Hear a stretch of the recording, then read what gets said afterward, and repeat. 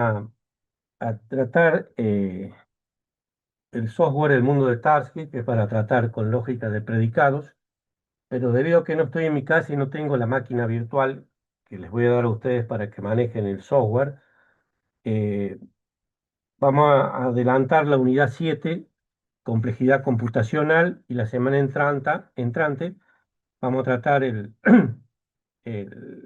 software para trabajar con lógica de predicados, que es el mundo de Tarski. Sí, Tarski es un científico dedicado a la lógica del siglo XX, o sea, más bien contemporáneo. Y mañana van a abrir el práctico correspondiente a lo que es lógica computacional. Y la semana entrante cerramos lógica de predicados con el software correspondiente. Bien, les comparto.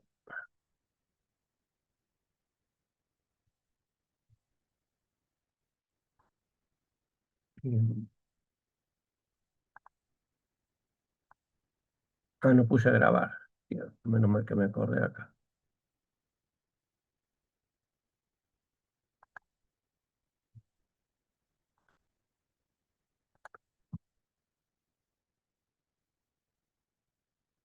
This meeting is being recorded. Bien, ahora sí. Bien, como les decía, vamos a tratar el software, perdón, el software de lógica de predicado lo vamos a ver la semana entrante. Vamos a adelantar hoy el tema lógica computacional, que se trata sobre la complejidad computacional, ¿sí? Donde vamos a analizar qué tipos de problemas son los que se pueden resolver mediante una computadora. Y nos vamos a encontrar con la sorpresa que solamente un grupo reducido de problemas son los que se pueden resolver con las computadoras clásicas, ¿no? Con las que conocemos nosotros. Pero no está lejano, o mejor dicho, ya hay experimentos hechos con lo que es la computación cuántica, ¿sí? Tratada desde el punto de vista de la mecánica cuántica, donde eh, una partícula puede tener dos estados a la vez en forma simultánea. Y si eso lo llevamos a la representación de los caracteres, vemos que en la actualidad se pueden representar con un bit en dos estados posibles, ¿no? Pero con la cuántica, eh, en vez de bytes, son los qubits, que pueden adquirir varios estados posibles y en forma simultánea, ¿sí? Con lo cual, la velocidad de procesamiento es exponencial con respecto a las computadoras que nosotros conocemos, y no solamente va a cambiar la ciencia de la computación, sino la forma en que los humanos viven. Calculen que con una computadora tradicional poder averiguar ciertas claves les puede llevar años, ¿sí? Que ni siquiera lo intentarían por el tiempo que lleva. Pero con una computadora cuántica sería cuestión de segundos. Por supuesto, las formas de encriptación también deberán cambiar. Nosotros en esta unidad vamos a analizar los tipos de problemas que se presentan y cuáles pueden ser resueltos con una computadora tradicional.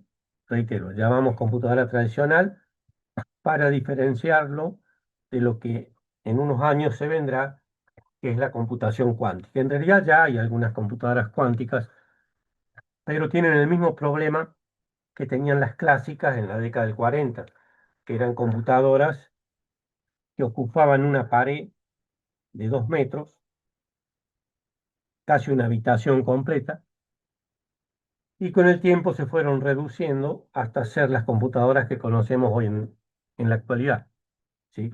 No solamente redujeron su tamaño, sino su capacidad de procesamiento. Y eso seguramente irá a pasar con lo que es la computación cuántica, que ya hay bastante literatura al respecto. Bien, hecha la introducción. Entonces, vamos a ver que a lo que llamamos un modelo de computación, ¿sí? Eh, lo podemos armar y definir de la siguiente forma. La definición va a estar dada por una formalización del concepto de algoritmo, ¿sí? Empecemos entonces. ¿Qué es un algoritmo? La pregunta va dirigida a ustedes.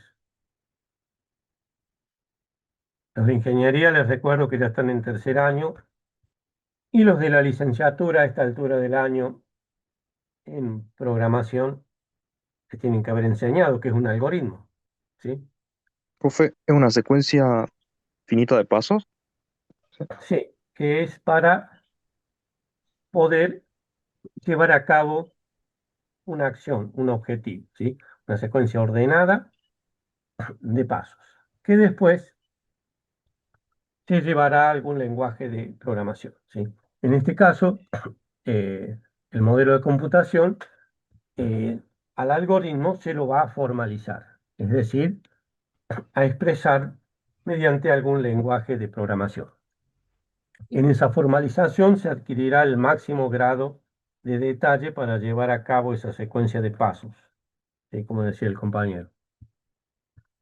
También precisar de forma semántica cómo se va a ejecutar el algoritmo, o sea, qué significado va a adquirir durante esa ejecución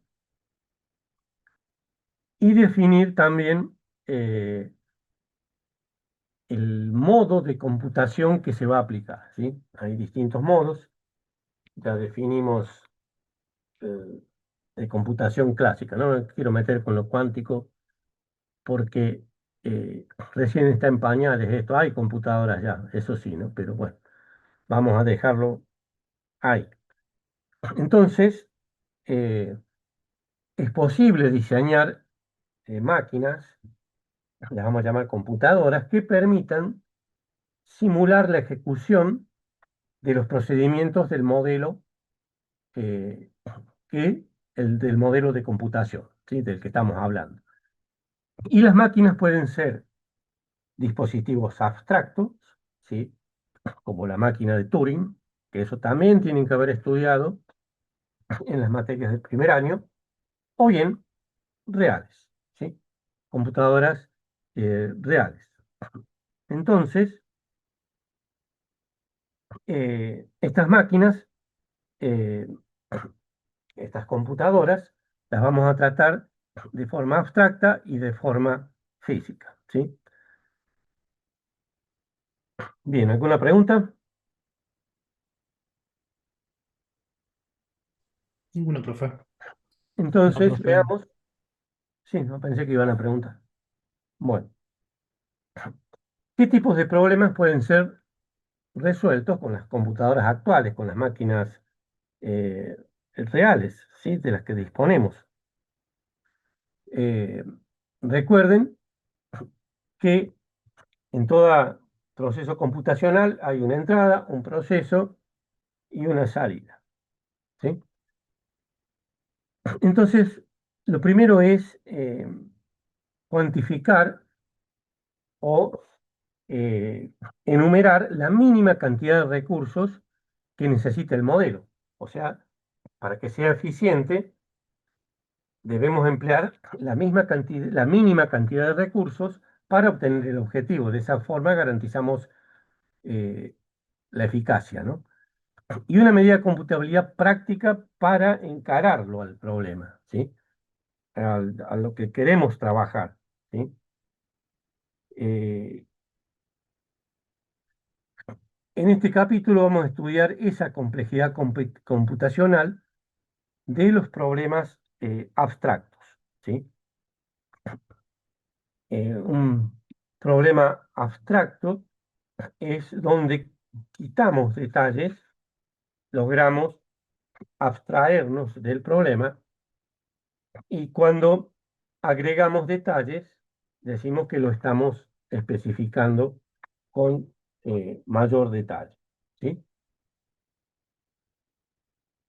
Pregunten cualquier término que no se entienda, ¿no? Eh, bueno, todos estos computadoras reales comenzaron en la década del 40, funcionaban con válvulas, por eso eran tan grandes, ¿sí? Y tenían una limitada capacidad de computación, eh, de procesamiento, y con un tamaño, como les decía, muy grande.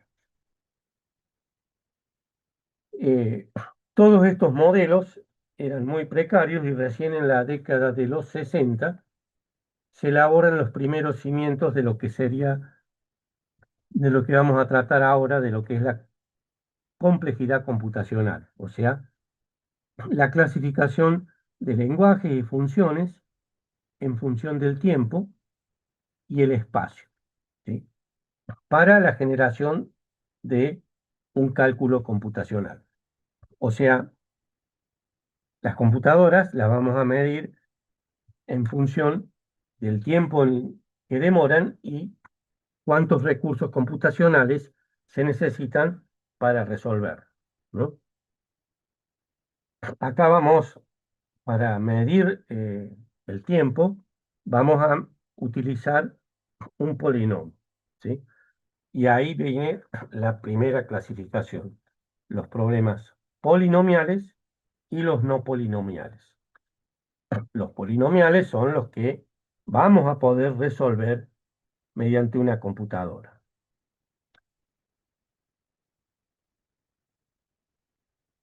Bien, otra pregunta que vamos a plantear aparte de esta, qué problemas pueden ser resueltos con máquinas reales. La próxima pregunta es, ¿qué se entiende por problema desde un punto de vista computacional? ¿Sí? O sea, para que la resolución de un problema pueda ser abordada por una máquina de cálculo, o sea, lo que llamamos computadora, es fundamental que los datos de entrada como los de salida puedan ser codificados mediante pasos, ¿sí? Entonces, o sea, tenemos una entrada, ¿qué pasos debemos hacer? O sea, que el algoritmo para producir una determinada salida. Por lo que un problema X, cualquiera, desde el punto de vista computacional, tiene una terna, ¿sí?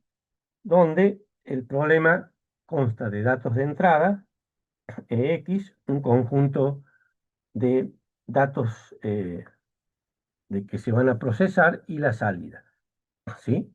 Entonces tenemos la entrada X, la salida es X, y esta función que se asigna a cada dato de entrada para obtener la salida correcta. Eso quiere decir que eh, vamos a procesar datos de entrada a través de una función para obtener la salida.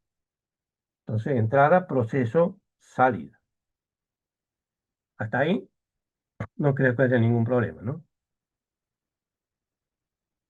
Entonces, de acuerdo a lo que les venía hablando, tenemos distintos tipos de problemas.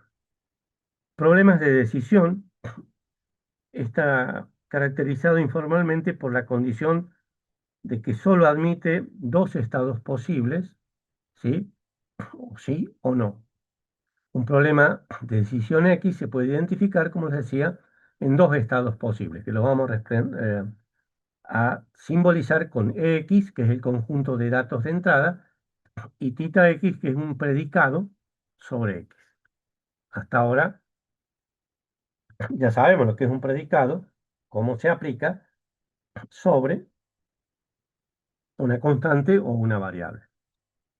A cada dato de entrada se le asigna un valor verdadero o fácil, ¿sí? O falso. Dije fácil, pensando lógica difusa. Bueno, entonces tenemos los problemas de decisión y los problemas de decibilidad. Son teorías para las que el problema de decibilidad tiene una respuesta afirmativa, ¿sí? Bien, ¿alguna pregunta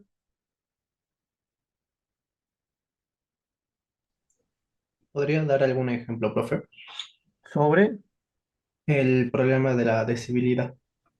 O sea, en el problema de decibilidad es que en su resolución vas a trabajar con datos verdaderos.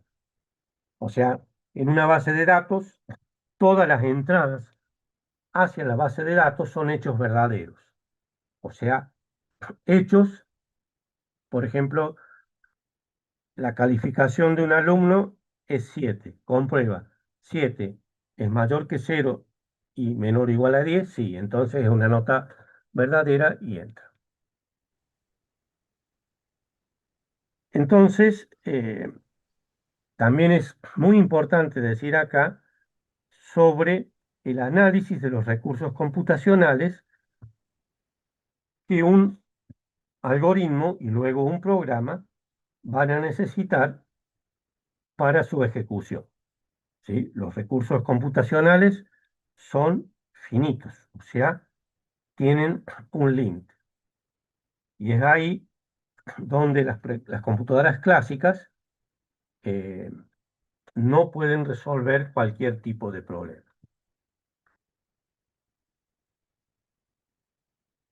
Bien, entonces, en nuestro análisis vamos a tener el tiempo de ejecución y el espacio que ocupa. O sea, el espacio, podemos decirlo, el espacio en memoria, ¿sí?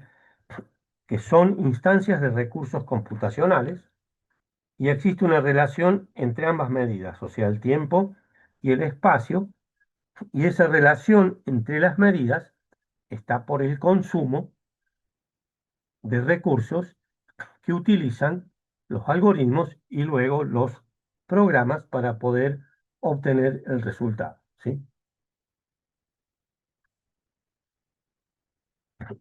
Acá también vuelvo a reiterar, ¿sí? Una respuesta afirmativa, ¿sí? O sea, cuando se analizan hechos verdaderos, no vamos a obtener hechos falsos. O sea, hechos verdaderos son los que entran en una base de datos para luego ser analizados y producir información. Por supuesto, si no controlamos lo que entra en una base de datos a través de las restricciones, la información que produzcan como resultados no va a servir, ¿sí?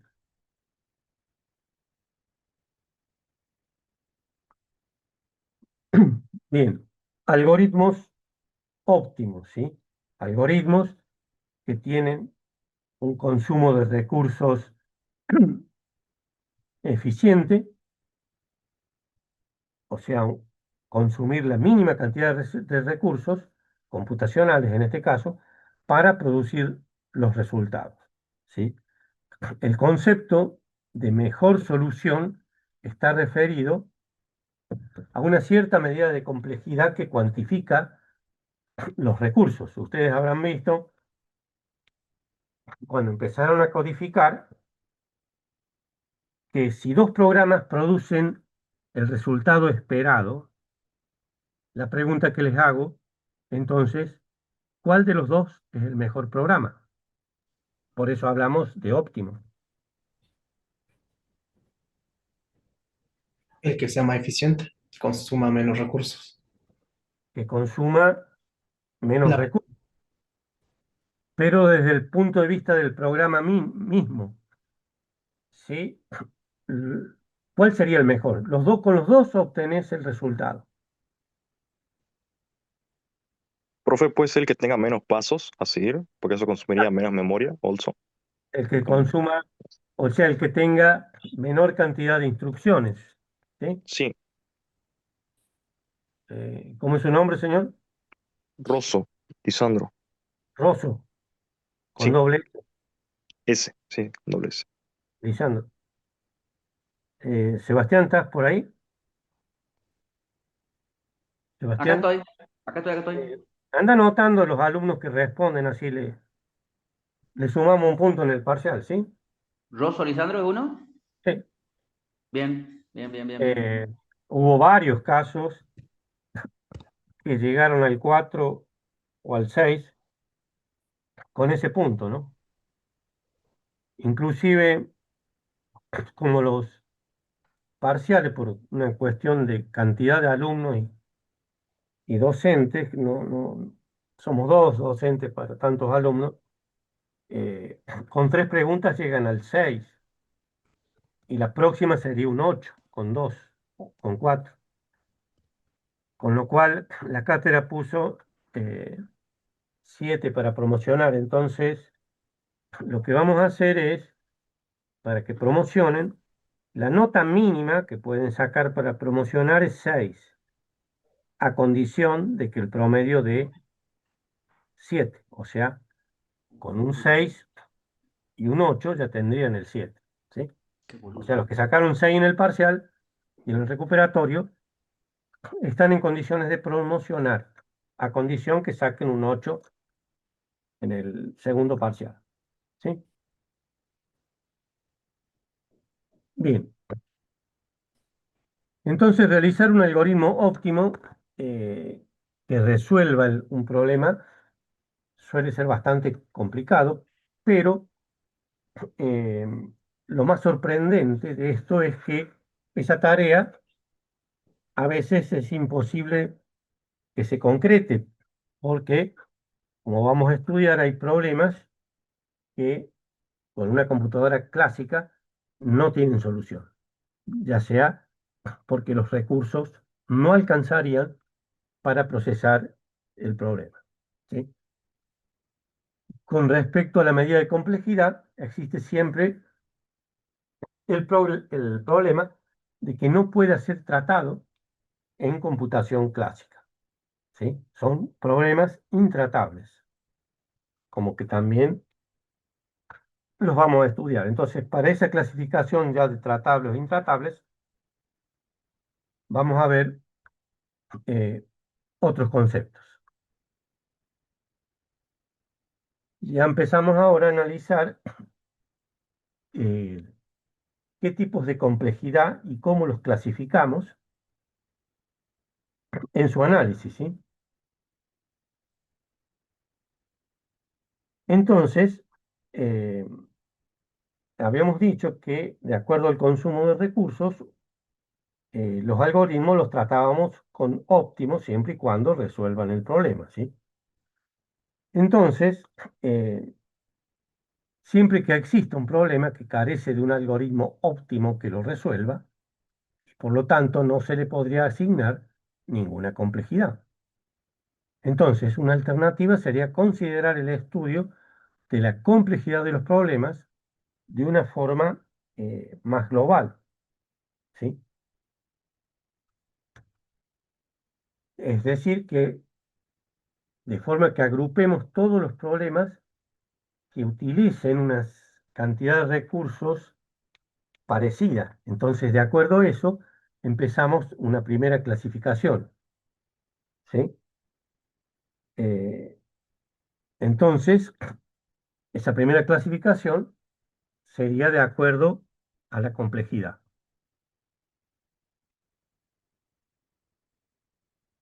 Entonces, la complejidad la vamos a definir de forma que se debe tener en cuenta lo siguiente. El modelo de computación eh, que vamos a emplear, ¿sí? O sea, que podamos informar que proporcione los dispositivos sobre los que se va a resolver el problema. El modo de computación que precise la aceptación de la entrada y por lo tanto el significado de la resolución. Recién les hablaba en una base de datos.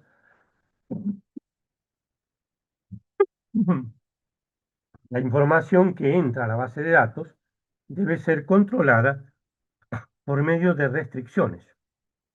Le di el ejemplo de la nota obtenida por un alumno. También interviene la medida de la complejidad y de esa forma poder clasificar los recursos, cuantificarlos, cuántos recursos vamos a consumir, sobre todo en los dispositivos computacionales con los cuales pretendamos resolver un problema, y la función computable que vamos a utilizar. En este caso, en este curso, vamos a utilizar las logarítmicas, como les nombré hace un rato, las polinomiales para cuantificar el tiempo, ¿sí? Y las exponenciales. Entonces, para estos problemas siempre deberá existir, sobre aquellos problemas que tengan solución, algún algoritmo con el cual los podamos modelar a esos problemas para resolverlos en pasos de programa, en pasos computacionales. Ahora, recién nombré la palabra modelo. ¿Qué es un modelo? O Un sea, modelo es como tipo una construcción, algo parecido, algo para que se construya. por ejemplo, Yo estuve el año pasado acá y modelos computacionales usted decía que es como una estructura, algo que, ay, no me sale la palabra, pero algo así. Modelos Era una- estructurales. Tipo, La profe, el representación, modelo se refiere, sí, una representación, claro. Profe, es una representación de la realidad de manera que se facilita su comprensión, digamos. Spinoza, ¿no? Sí, Anótalo, Spinoza, Sebastián, Dale. bueno, profe, gracias. el autor. Bien, como decía el compañero, un modelo es una representación de la realidad. No es la realidad, sino la forma en de representarla. Como bien decía, siempre le pongo el mismo ejemplo para que se entienda mejor. Si vamos a hacer una casa, no empezamos a construirla de entrada, es decir, quiero una casa con 3 habitaciones, cocina, baño, porque puede suceder que, o lo más seguro que suceda, que cuando esté construida la casa, el dueño diga, no, no me gusta cómo la hiciste, y se gastaron mal los recursos, por así llamar. Entonces el ingeniero civil crea un modelo que es el plano de la casa. Ese plano es una representación esquemática de lo que va a ser la casa en la realidad, ¿sí? En computación se usan mucho los modelos, entre ellos los que hayan hecho base de datos. Se crea un modelo de datos antes de hacer el diseño de la base de datos, ¿sí? Con ese modelo, que es una representación de lo que el usuario pretende almacenar y procesar con la computadora. En síntesis, ¿quedó claro lo que es un modelo? Sí, profe. Bien. Y vamos a ver estos 3 tipos de funciones. Bien. Entonces, en base de datos se suele llamar universo de discurso a lo que nos cuenta un usuario de lo que pretende resolver con el modelo de base de datos, ¿sí? El universo son la descripción de todo lo que el usuario pretende. Entonces, ese universo, ahora tratado como todos los problemas que tienen solución mediante procesos mecánicos, ¿sí? Una máquina de Turing lo resolvería. De acuerdo a eso, tenemos los siguientes tipos de problemas: los logaritmos, los polinomiales y los exponenciales, ¿sí? Para los que existe algún algoritmo que los podría resolver, que esté algo acotado por alguna función algorítmica, polinomial o exponencial. Siempre, cuando creamos un modelo, tenemos que acotarlo a un determinado universo de discurso. O sea, el modelo va a contemplar ese universo para resolver. Y todo lo que esté por fuera de ese universo, obviamente que no lo va a resolver. Es lo primero que tienen que hacer cuando van a modelar un sistema. Definir o acotar los límites de ese sistema sobre los cuales van a trabajar. Si no, no van a terminar nunca de trabajar.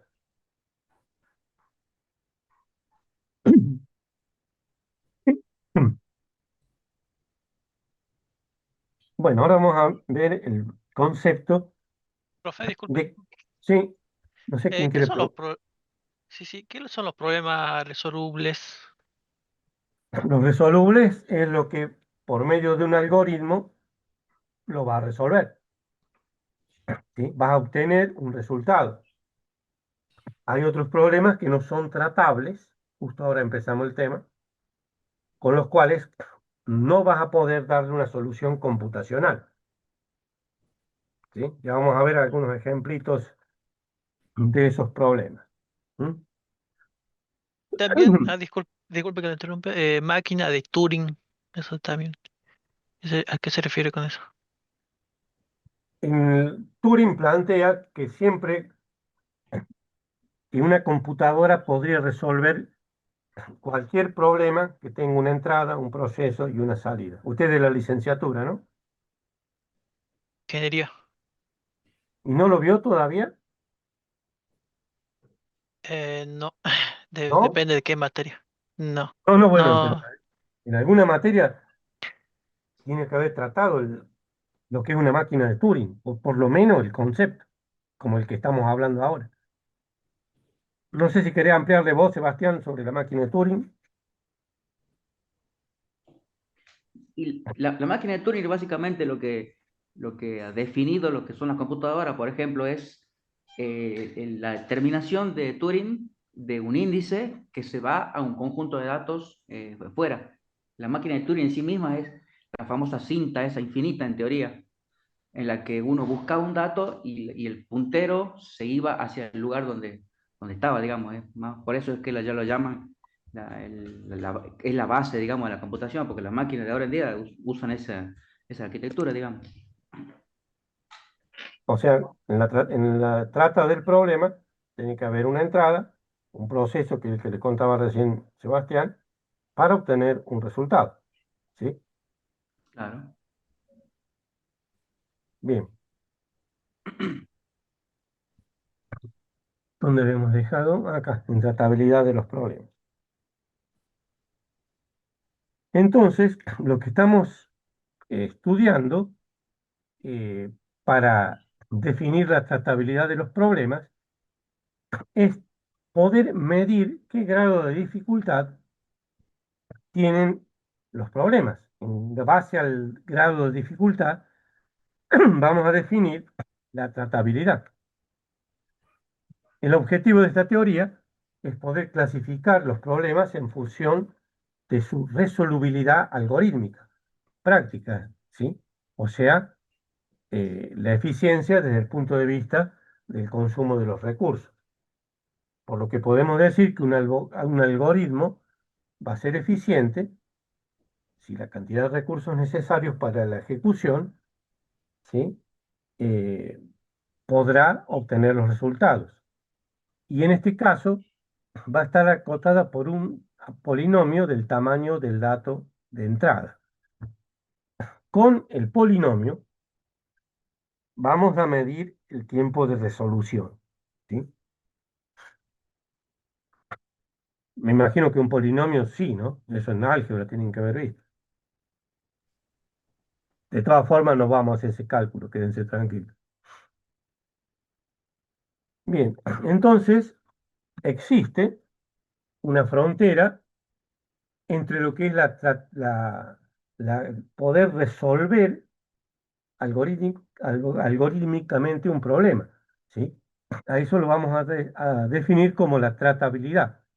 Y la no resolución algorítmica práctica, la intratabilidad. O sea, si se puede resolver, es un problema tratable. De lo contrario, será un problema que no tiene tratabilidad.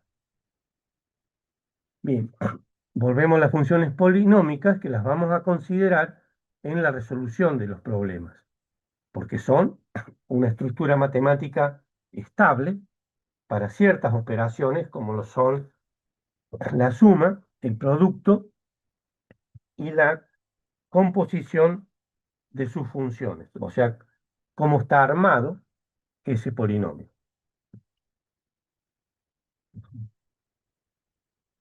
¿Tienen en claro más o menos cómo es un polinomio?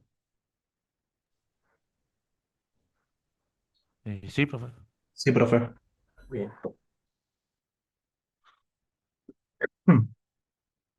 Empecemos a analizar los problemas. El que tiene una resolución en tiempo de ejecución a través de un polinomio es lo que se denomina clase P, o sea, la clase polinomial.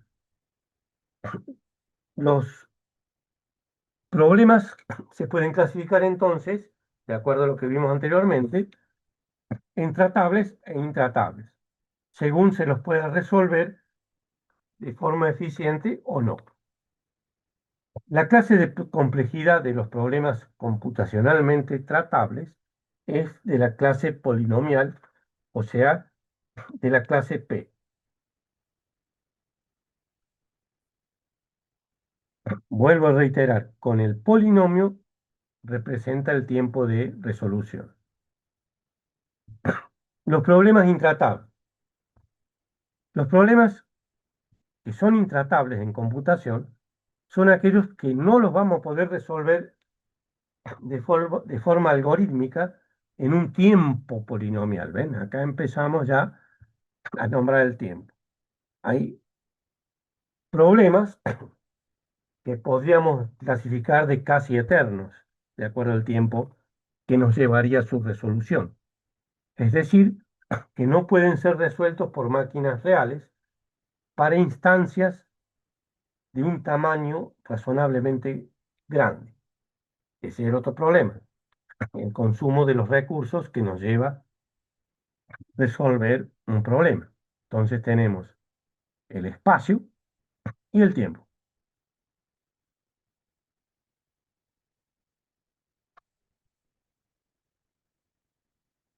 Veamos un ejemplo. Sea P1 un problema tratable y P2 un problema intratable. Con A1 y A2 son los algoritmos que intervienen para el problema 1 y 2. Supongamos el tiempo de ejecución para el algoritmo 1 es cuadrático, es decir, que T de A sub 1 en n, su resolución sería n al cuadrado. Y el tiempo de ejecución de A2 es exponencial, es decir, sería su representación 2 a la n, con lo que queda demostrado por qué sería intratable. El problema 2 es inmanejable desde el punto de vista computacional. ¿Puedes repetir eso? ¿Qué parte? Cuando comenzó con el tema del ejemplo.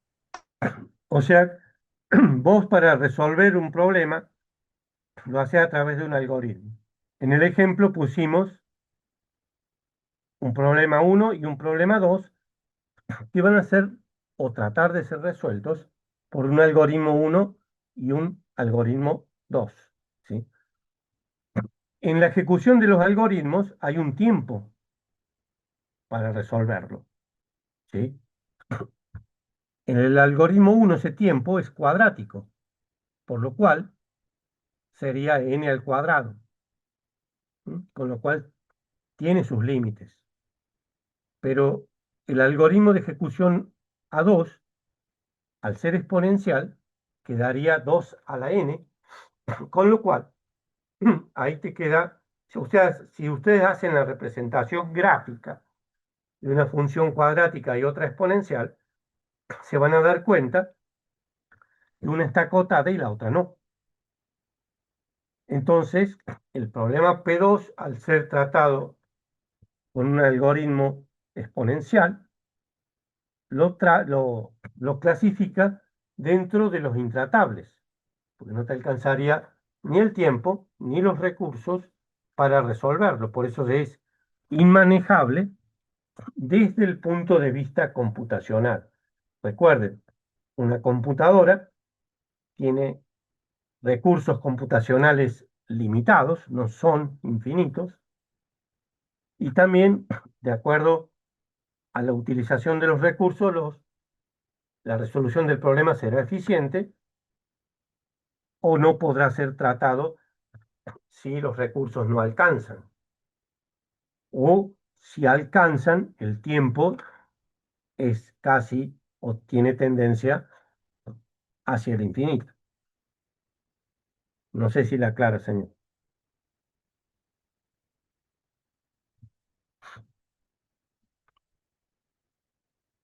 Yo lo único que espero es que por lo menos los conceptos de álgebra, de análisis matemático en lo que son funciones, estas funciones, tanto cuadrática como n al cuadrado y exponencial como 2 a la n, las hayan visto representadas.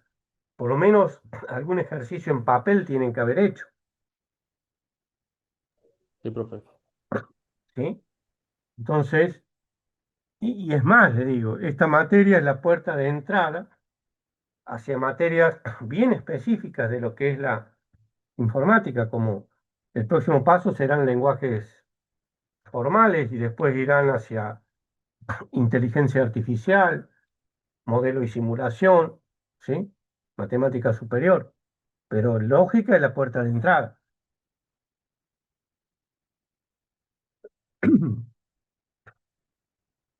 Bien, vamos hacia los otros problemas y son la clase NP, la clase no polinomial. O sea, no podemos emplear el polinomio para resolverlos, ¿sí? Se puede extender el concepto de procedimiento mecánico admitiendo la posibilidad de que su ejecución no sea determinista, en el sentido de que a cada instante de una computación existe un conjunto de instrucciones que son ejecutables, ¿sí? Que van siguiendo el paso a paso de su ejecución. La clase NP está formado por todos aquellos problemas que se pueden resolver por algoritmos no deterministas, cuyo tiempo de ejecución está acotado por un polinomio. Son problemas cuyas posibles soluciones pueden ser chequeadas en tiempo polinomial, con el solo objetivo de decir si realmente son o no soluciones correctas. Es evidente que todo algoritmo ordinario, o sea, determinista, puede ser considerado como no determinista y por lo tanto se verifica la inclusión de que los problemas polinomiales están incluidos dentro de un conjunto más grande que son los no polinomiales.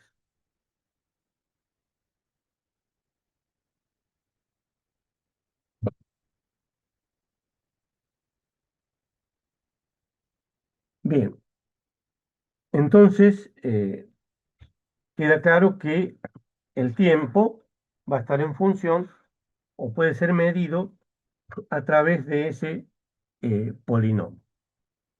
Bien, entonces una variante de los no polinomiales son los completos, o sea, los NPC.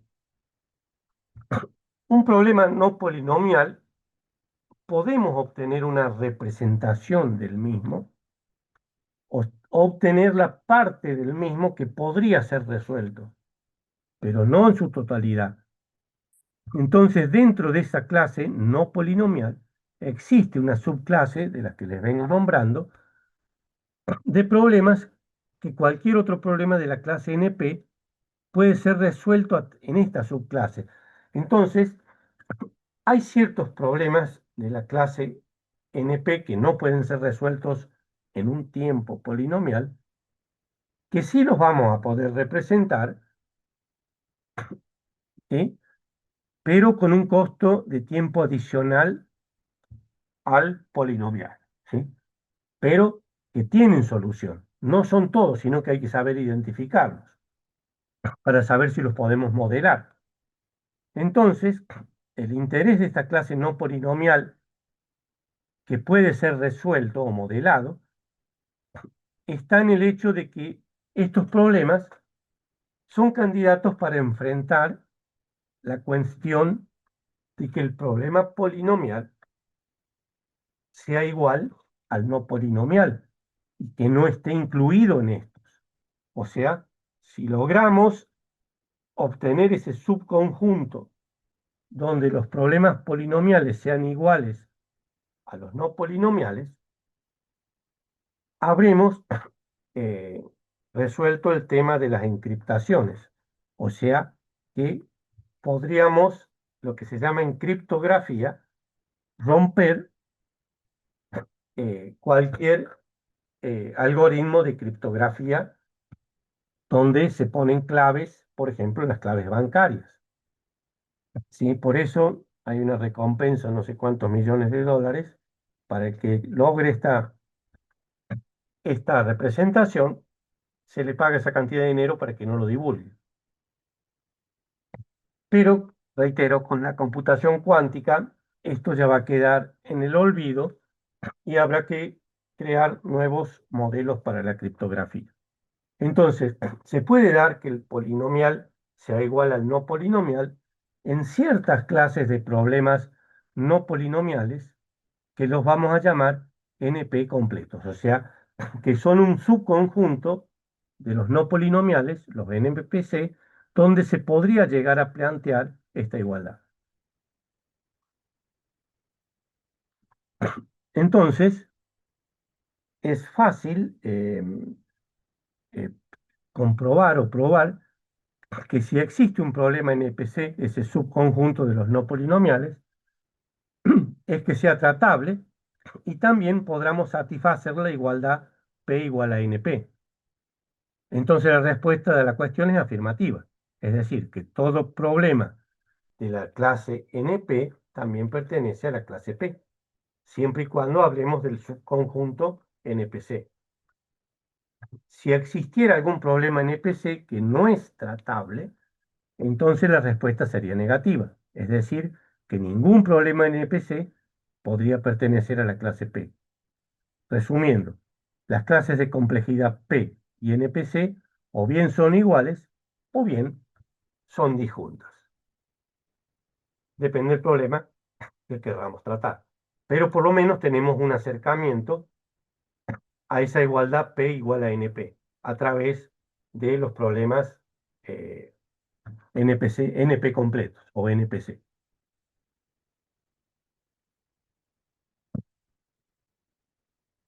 Bien, acá vamos a hacer una representación diagramática de los problemas, ¿sí? Entonces, en el rectángulo mayor tenemos los problemas resueltos por métodos tradicionales. Tenemos dentro de esos resueltos por métodos tradicionales los exponenciales, que son todo esto en el cuadrado, como les decía. Dentro de los exponenciales tenemos los problemas no polinomiales. Y dentro de los problemas no polinomiales, los BNP completos, ¿sí? Con los cuales podríamos plantear una igualdad hacia los problemas polinomiales. Reitero, los problemas polinomiales son los que podemos resolver con una computadora. En la resolución de la computadora, en un problema, tenemos dos aspectos a considerar: el espacio y el tiempo.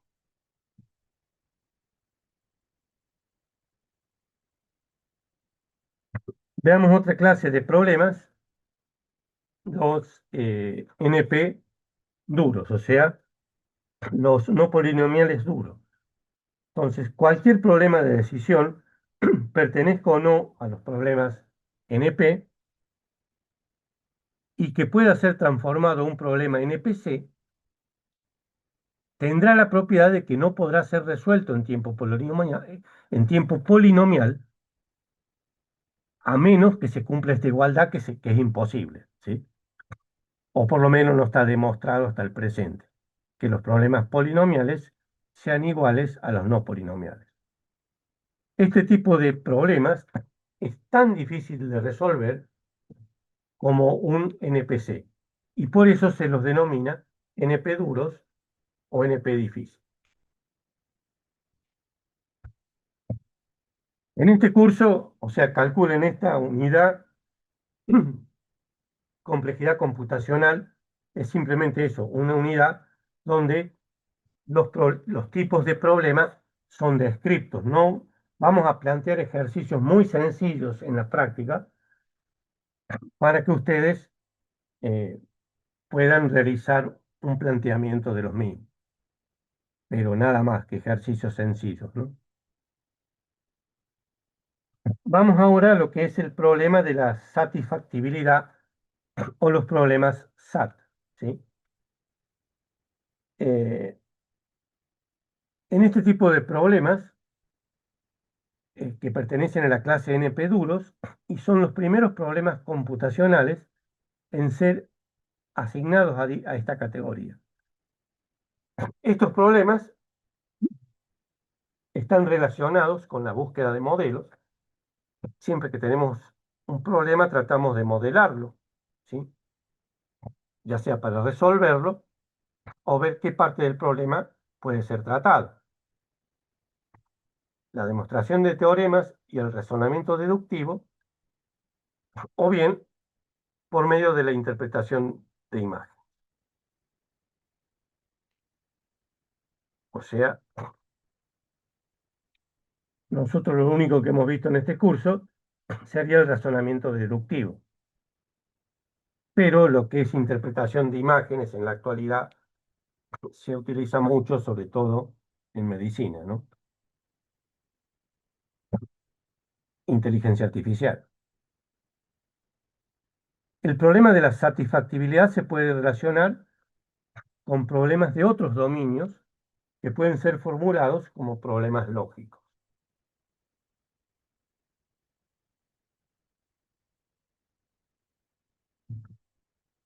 Bien, los circuitos hamiltonianos, ¿sí?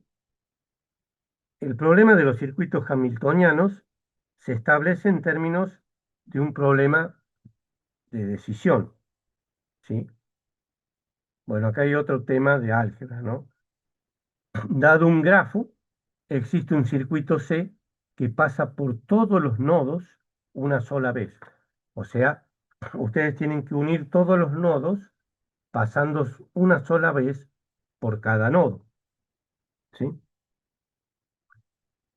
La transformación de los circuitos hamiltonianos a SAT se puede realizar asignando a cada vértice del grafo un valor entero, el cual define su posición en ese recorrido.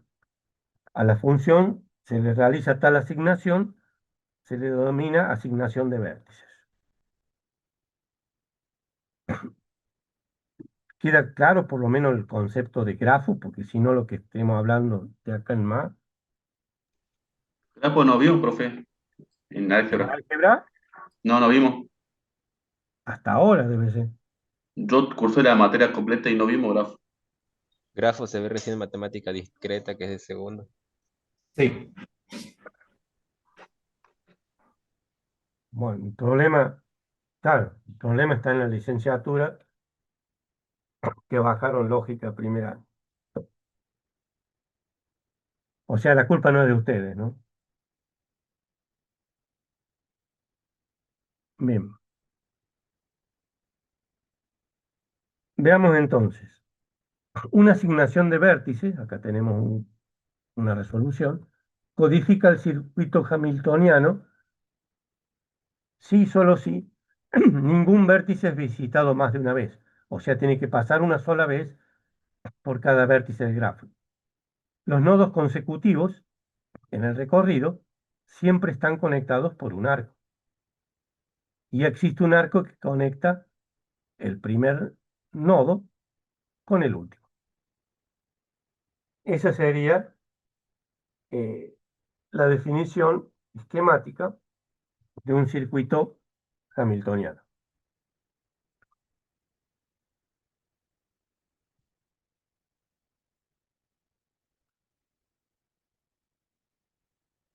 Vamos entonces ahora a los problemas que Profe, un tienen en cuenta. segundo.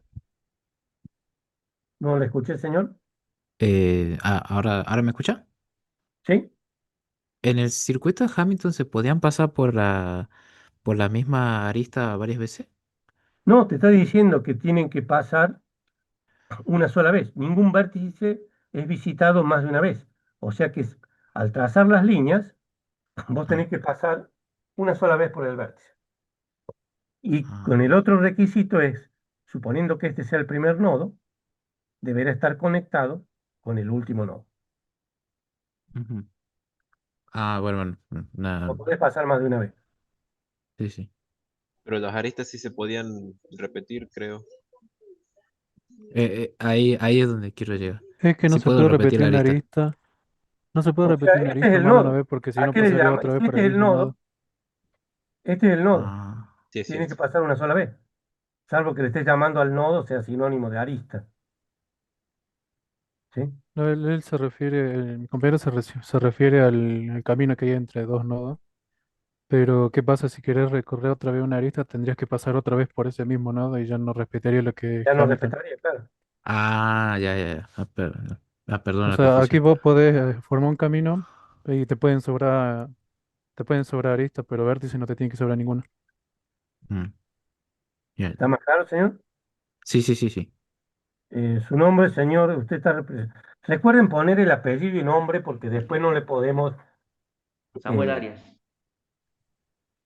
Y yo soy Samuel Paredes. Samuel Arias, Sí, Arias Samuel Samuel. Arias. Y yo Paredes Samuel. No, no, usted es Paredes Samuel. Sí. Y el chico que preguntó es Arias. Paredes, Samuel Arias. Claro, pero usted planteó la Ah, solución. sí, Sí. sí, Bien. Samuel Paredes. ¿Un punto más? ¿Profe? No, no. A ver, ¿quién planteó la solución? ¿Paredes Samuel? Samuel Sí. Paredes, sí. Bueno, perfecto. El que planteó la solución le sumamos un punto más. O sea, eh, el que le respondió al compañero. Sí, perfecto. O sea, hasta ahora tenemos 3 estudiantes con un punto Sí. más para el segundo parcial. Ujú. Yo voy a plantear con el secretario académico los problemas que tenemos en el dictado de la asignatura. O sea, los problemas nacen en lo que se definen como materias correlativas, ¿sí? O sea, para hacer lógica se necesita la base del álgebra, o sea, haber tenido regular o bien aprobada álgebra, y lo que es programación, los conceptos de programación, que en la antigüedad Profe, era programación 1. profe, yo crucé álgebra, la tengo regular, pero no entendí lo que estaba explicando de grafo, más poco y nada casi. Pero viste grafos, No vimos nada de grafo. Por Eso eso, se ve en profesor, están matemática diciendo que lo ven discreta. discreto. en matemática discreta. Sí, sería Sí, álgebra el 2. tema es que después usted lo sube al parcial y uno después no entiende cómo hacer el parcial. ¿Cómo? Que después el tema ese de como usted después pone los temas en el parcial y uno casi no entiende, o lo intenta relacionar. Pero si en el Pasa que eso parcial, ya pasa a ser problema de cómo lo ha organizado, porque si lógica lo han bajado, tengo entendido que licenciatura se la bajaron a primer año, pero matemática discreta todavía la han dejado en segundo, y en discreta recién están viendo, no, no, claro, pero ese es otro problema ajeno a la cátedra. Pero claro, por eso. en el parcial, precisamente en el parcial, las preguntas que se hicieron fueron preguntas directas del manual teórico y ese capítulo del libro que les indiqué. ¿Qué es una pregunta directa? La pregunta directa es que, hecha la pregunta, su respuesta figura tal cual en el apunte teórico. O sea que no hay una elaboración conceptual de la respuesta. ¿Qué quiere decir eso? Que si yo les hago una pregunta, Primero van a tener que conocer el concepto teórico y en base a ese concepto elaborar la respuesta. Ese tipo de preguntas no se hicieron en el parcial. En el parcial, las respuestas eran directas.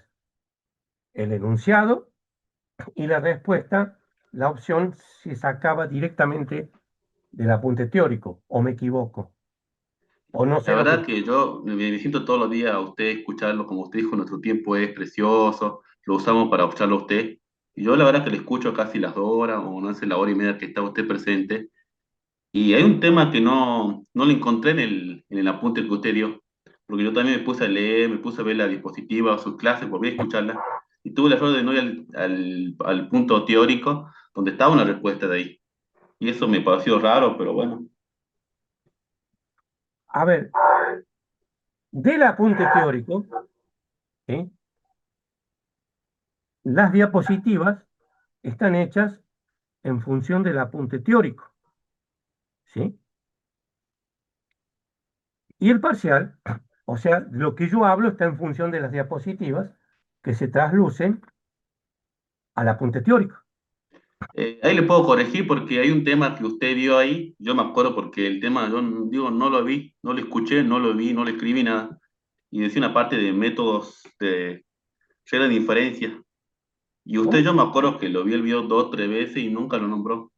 Los Lo pasó de métodos largo y La después lo inferencia puso. sí la dio. No, no dio en señor. teoría. Yo tengo el video, lo vi 2 o 3 veces y no Inferir, estaba ahí.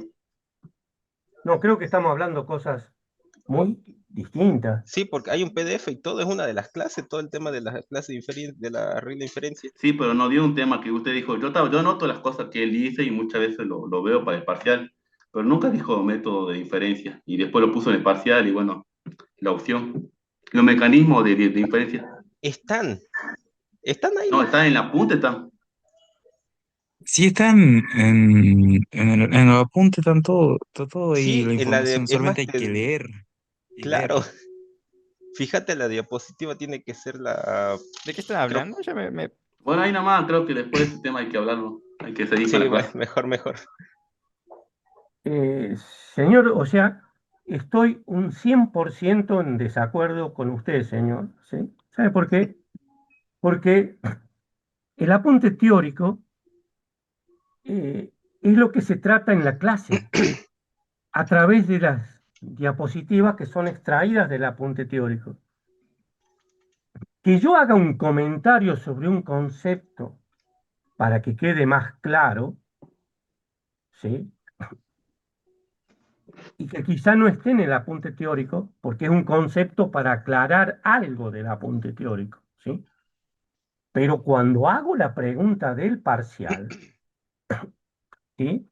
Agarro los PDF que hicimos con el ingeniero Figueroa para hacer el apunte teórico, y de ahí sacamos la pregunta, y de ahí sacamos la opción correcta, ¿sí? ¿Y sabe cómo hacemos las opciones incorrectas? Son opciones de otro tema, con lo cual no quedan muy engañosas, que no es la intención. Pero que usted me diga que hay temas que no fueron tratados en la clase y que no están en el apunte teórico, estoy en un desacuerdo del 100%, señor Cayo, porque No dije yo que no estaríamos... estaba en el apunte, no dije que yo ¿eh? estaba en el apunte teórico, digo que no estaba en la diapositiva que ese día usted explicó. Y señor, a ver, sería, o sea, no terminaríamos más una... Supóngase que yo la clase la diera en función de un libro. Y si yo me pongo a leer todo el libro, sería imposible. Entonces, el apunte teórico refleja conceptos principales de varios libros, ¿sí? Pero me sería imposible poder desarrollar eh, todo lo que hay. O sea, del apunte teórico le digo que se desarrolla en un 90% a través de las diapositivas. Pero, a ver, cosas que no hemos dado. No sé, Sebastián, pero la, las clases se hacen en función del apunte teórico y las diapositivas son hechas desde el apunte teórico y los parciales se basan en el apunte teórico. Que durante la clase nosotros hagamos alguna aclaración que no está en el apunte teórico, y bueno, señores, pero se hizo con la función, el solo objetivo de aclarar el concepto. Usted calcule que en base de datos yo tuviera que desarrollar todo lo que hice en 30 años. Sería imposible. Será lo principal. Pero no, la verdad que no le entiendo, señor Cayo, que usted diga que se hablan cosas que que no están, y menos que se pregunten en un parcial, que no están en el apunte teórico. Cuando no estaba el apunte teórico, hace más de 10 años, ¿sí? El ingeniero Paganini daba las clases teóricas y después ustedes tienen que ir al libro. ¿M? Y, le- y bueno, era más difícil. Por eso me resulta totalmente extraño lo que usted dice, ¿sí? Y que no se condicen con la verdad, porque la verdad es que todo lo que se habla es del apunte teórico y todas las aclaraciones que se hacen quizás no estén en el apunte teórico, pero son a los fines de aclarar algún concepto. No sé si quería agregar algo más, Sebastián, pero la verdad que no deja de sorprenderme lo que usted plantea, señor Cayo. Probablemente el tema esté, digo yo, no se me ocurre, no sé si el Cayo dijo algo de mecanismo, otro dijo concepto, capaz que alguna palabra que no le cuadró, no sé. Él estuvo de acuerdo cuando dijo el tema de los mecanismos de inferencia, los cuales sí se mencionan, al menos se mencionan en la parte Ah, de eso, la eso. diapositiva. Ahí todos los chicos están de acuerdo en la diapositiva 9, clase 4, que están mencionados ahí los mecanismos de inferencia. Claro, yo me imagino yo, o sea, poniéndome en el lugar del señor Cayo, que habrá confundido la palabra mecanismo con reglas. ¿Puede ser? ¿Cayo? A ver, corríjame. Sí, como usted Es lo dijo, mismo, digamos, ingeniero Sebastián, me equivoqué en ese sinónimo, capaz que era. capaz.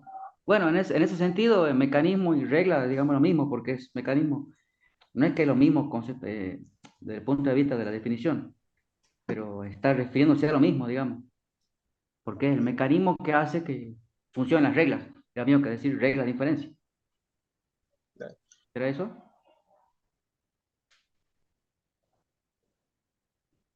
Bueno, sigamos. Veamos la clase de complejidad P-Space, que está en función del espacio. Entonces, hasta ahora lo que hemos hablado, que todo problema estaba tratado en función del tiempo, o sea, el tiempo de ejecución. Ahora, esta complejidad la vamos a relacionar con el espacio consumido de memoria, o sea, qué cantidad de memoria se necesita para resolver un problema. Entonces, definimos el concepto de complejidad en el espacio para una máquina de Turing determinística y no determinística. ¿Sí?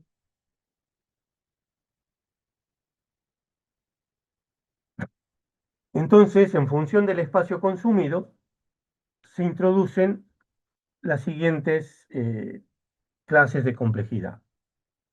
Problemas que pueden ser resueltos por una máquina de Turing determinista que trabaja en un espacio polinomial, y los NP space, problemas resolubles por una máquina de Turing no determinista que trabaja con espacio polinomial. Estas clases, o sea, queda claro lo que es determinista, ¿no? Y si no, preguntan. Y si ustedes consideran que algo no está claro, no está en el apunte, pregunten. Es más, en el parcial del año pasado, un estudiante se dio cuenta que la pregunta tenía una opción eh, que no se correspondía con el enunciado. Fue fácil lo que hicimos. Esa pregunta se la consideró bien respondida para todos, ¿sí? O sea, la idea de la cátedra no es perjudicar, sino que aprendan. Y si somos humanos y cometimos un error en una pregunta, bárbaro. Se analiza y se da la solución en favor del estudiante. Entonces, estas clases juegan el papel de las clases P y NP. Son una analogía, los P-Space y NP-Space, a lo que son las clases P y NP, que eran medidas en base al tiempo de ejecución, representados por un polinomio.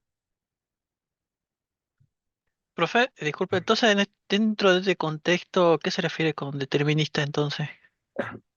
El que siempre va a resolver y obtener los mismos resultados, está determinado. En cambio, en un determinista, ¿qué hace?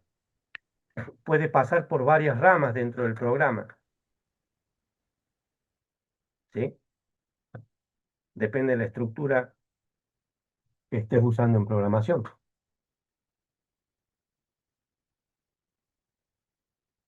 ¿Programación 1 en qué año está? O algo de programación en primer año, ven,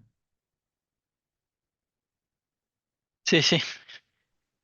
¿sí? La idea nuestra Sí, no es decir, no lo vieron, listo, lo tendrían que saber. No, si no lo vieron o no se acuerdan, que es lo más probable que no se acuerden, lo recordamos, ¿sí?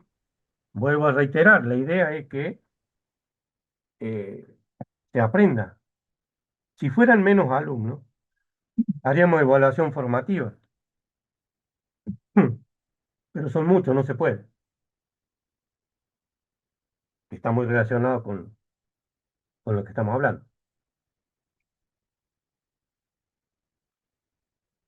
Entonces, hay una relación entre las medidas de complejidad en tiempo y en espacio.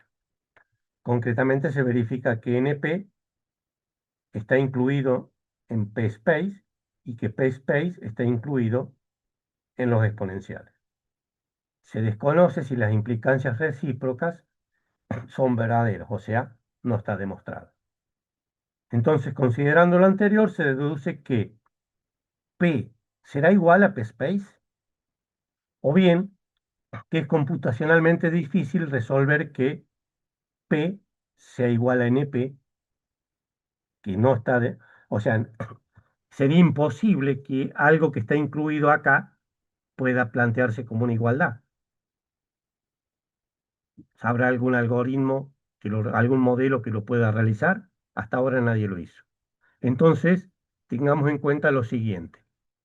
Una respuesta afirmativa de que los polinomiales sean iguales a P-Space implicaría una respuesta afirmativa que los polinomiales sean igual a los no polinomiales. Que eso hasta ahora es imposible. Y una respuesta afirmativa que los polinomiales sean iguales a los no polinomiales no agregaría nada relevante a que los polinomiales sean iguales a los P-Space. ¿Sí? No tendríamos forma de relacionar el espacio-tiempo. ¿Sí? Unos, como los P y NP, están en función del tiempo, y los P-Space están en función del espacio. Entonces, la clase de complejidad en espacio P-Space puede llegar a ser de utilidad para investigar si P o polinomial es igual a NP.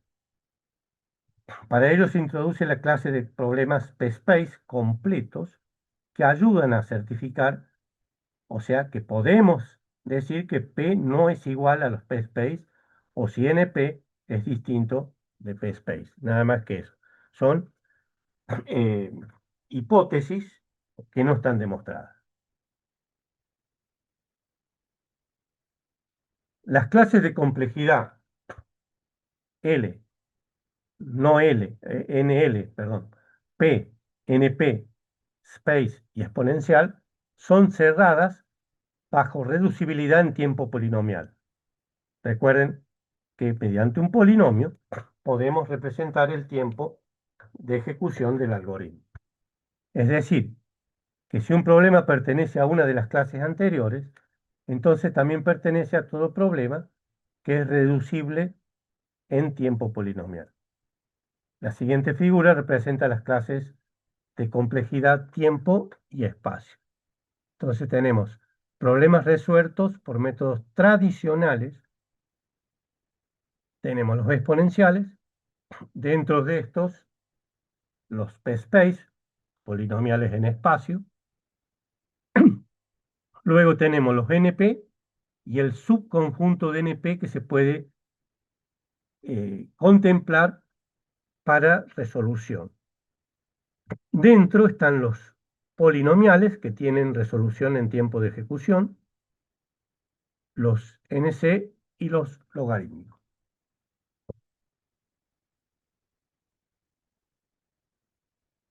Clase de complejidad NC. Entonces es posible diseñar dispositivos mecánicos que puedan ejecutar varias operaciones en una unidad de tiempo. Eso en una computadora lo hace. Es decir, máquinas que tengan muchos núcleos o procesadores que puedan trabajar en forma simultánea o cooperativa. De esta forma se incorporan nuevos modelos de computación, entre los que se destacan los PRAM, que es una paralelización de máquinas RAM con memorias de acceso aleatorio, lo que da lugar a la computación paralela y programación en paralelo. Acá tenemos una representación esquemática de una computadora PRAM, donde tenemos máquinas locales que todas comparten una memoria global para realizar sus trabajos. Y esto también funciona en la vida real.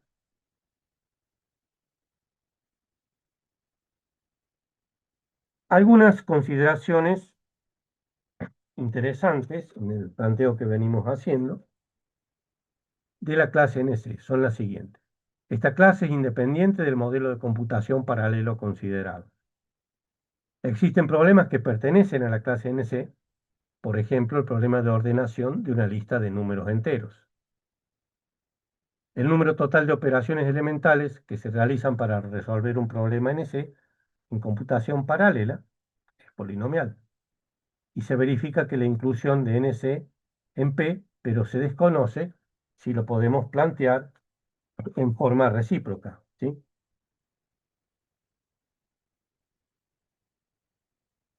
O sea, los NC son los problemas que pueden ser resueltos en máquinas paralelas. Volvemos a hacer el diagrama para plantear las clases de complejidad tiempo, espacio y lo que nombramos ahora los NC en paralelo. De vuelta, los exponenciales, los p-space, los NP, los NPC, que son una parte de los NP que pueden ser modelados, los polinomiales, y dentro de los polinomiales, los problemas NC, o sea, los que son resueltos en máquinas paralelas.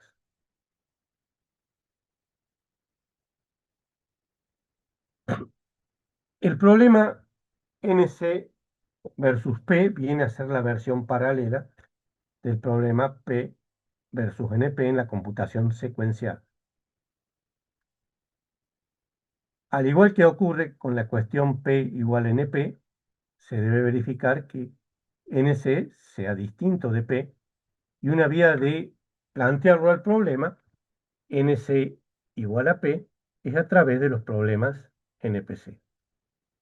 Los problemas NPC se definen con la única diferencia en el tipo de reducibilidad en el tiempo, que es polilogarítmica en lugar de polinomial. Pero es un problema que nos escaparía de esta materia, ¿no?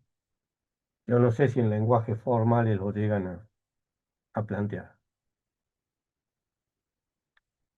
Bien, ¿alguna conclusión sobre este planteamiento P igual a NP?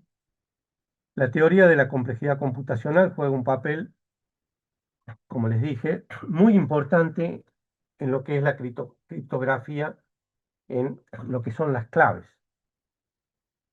El sistema DES encripta textos planos a través de 64 bits utilizando 56 elementos. Entonces, un ataque de, de hackers sobre un texto encriptado por el sistema DES a través de una computadora que realice 1 millón de operaciones por segundo, demoraría unos 1000 millones de años en obtener la clave. Con una computadora cuántica demoraría 4 meses. Con lo cual, una vez que se instauren en el mercado las computadoras cuánticas, todo lo que es criptografía convencional no tendría ningún sentido. Si resultase entonces esta igualdad, el algoritmo cuadrático se podría utilizar para factorizar números de 200 dígitos en algunos minutos, siempre y cuando se cumpla esto. Una respuesta afirmativa a la cuestión P igual a NP tendría graves consecuencias en la criptografía, pero también consecuencias positivas. Diseñar programas que permitan a una computadora encontrar demostraciones de teoremas con pruebas de longitud razonable. Ni hablemos en la capacidad de almacenamiento, ¿no? Cobrar el premio de 7 millones de dólares que ofrece CMI para guardar el secreto. Bien. ¿Cómo enfrentar un problema difícil? Esta es la conclusión. Preguntarse en qué aspecto el problema radica la razón de dificultad, o sea, averiguar cuál es la dificultad. Buscar la solución aproximada posible. Tener presente que algunos problemas son difíciles en el caso peor y fáciles en el restante de los casos. Considerar otros modelos alternativos no convencionales que amplíen este concepto de tratabilidad del problema. Un modelo alternativo no convencional está en el marco de las computadoras cuánticas basadas con la manipulación de moléculas de ADN. Con lo cual, también en inteligencia artificial van a ver lo que son los algoritmos genéticos. Bien, mañana van a ver algunos problemas prácticos de este tema. Y la semana que viene vamos a cerrar el tema lógica de predicados con un software, ¿sí? Bueno, debido a que estuvimos aclarando que si estaba o no estaba en el apunte, la clase, esta les envío la grabación del año pasado, ¿sí? Para que sea más concreta la grabación. ¿Alguna pregunta? Profe, Sí. sí, ¿puede repetir qué se va a ver en la clase de práctica de mañana? Vamos a ver problemas de complejidad computacional, Ah, bien, bien, bien. ¿sí? O Bien, sea, sí. el tema tratado. Sí, sí. Ya estoy leyendo la punta entonces. Gracias. No, de nada. Bien. Y la semana que viene cerramos lógica de predicado. No sé si tienen alguna pregunta, si no, cerramos la clase. Profe, toma asistencia. Bueno, si quiere asistencia, le damos asistencia. Inicio. Gracias por hacerme acordar, señor. Si le subo un punto en el parcial va a quedar mal. Profe, usted después va a subir los apuntes y diapositivas de lo que se vio en la clase de hoy para lo de mañana, para tener más presente. Bueno, ya a la noche, cuando vuelvo a mi casa, les doy le convierto a PDF la presentación PowerPoint, y ahí pueden comprobar que es un extracto del apunte. Les mando la unidad teórica, el PDF del PowerPoint y también le vamos a subir el trabajo práctico que se va a tratar mañana, ¿sí?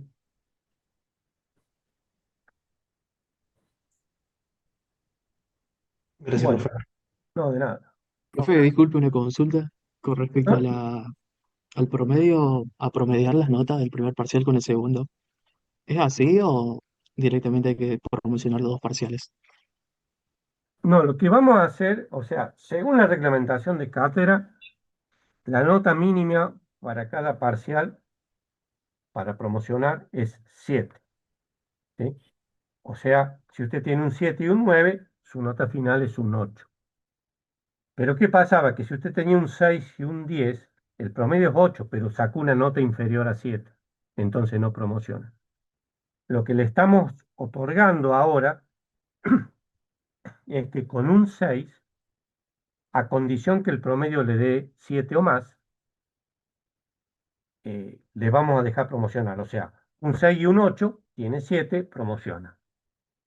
Menos de 6 no. O sea, un 5 y un 9 tiene 7, pero no promociona porque tiene un 5. Le damos la posibilidad de llegar a la promoción si en un parcial saca 6, en el otro deberá sacar una nota de forma que al promediarla le dé una nota final de 7 o más. ¿Quedó claro? Sí, profe, muchas gracias. No, gracias a usted. Bien, ya pasada lista, si no hay más preguntas, cerramos la clase. Hasta luego, profe. Bueno, profe. Bien, profe, hasta luego. Hasta luego, profe. Chao, hasta la próxima. The recording has stopped.